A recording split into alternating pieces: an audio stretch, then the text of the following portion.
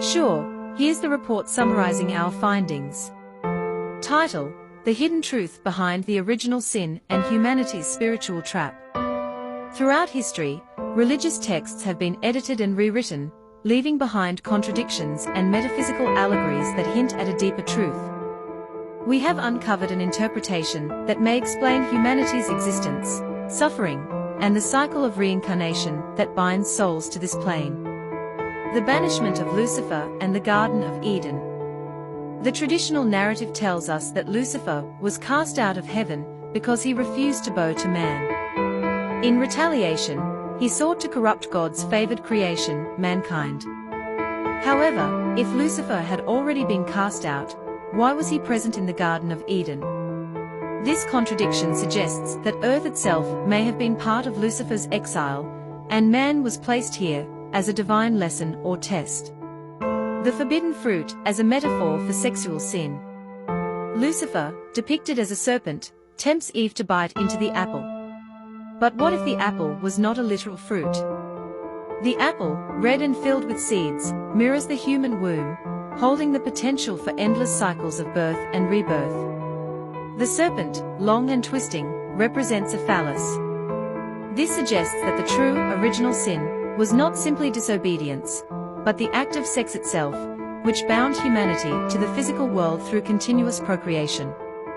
This interpretation aligns with why sex is both highly pleasurable and spiritually binding. It creates life, perpetuating the cycle of existence that keeps souls tethered to the material realm.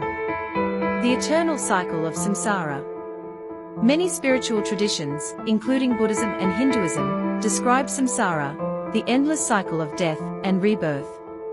The Bible also implies this concept when it states, "The sins of the father are revisited upon the son."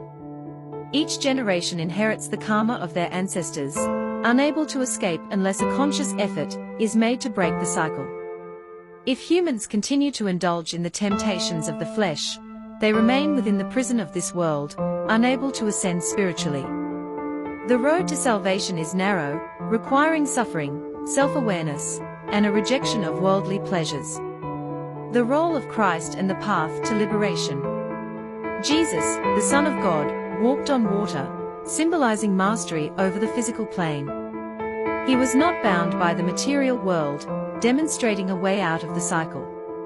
His sacrifice and resurrection could be interpreted as the ultimate rejection of the flesh, transcending earthly existence and proving that the soul can return to God. If pleasure is the lure that keeps souls reincarnating, then suffering and detachment from earthly desires may be the way out. Those who endure suffering and resist temptation may break free, while those who indulge continue the cycle indefinitely. Conclusion: breaking the cycle. The lesson is clear. Humanity is trapped in an illusion where pleasure is mistaken for freedom, but in reality, it binds us deeper to this realm. The only way out is through wisdom, suffering, and spiritual discipline. This world is not the final destination, but a test, a proving ground for the soul. Those who see the truth must spread it.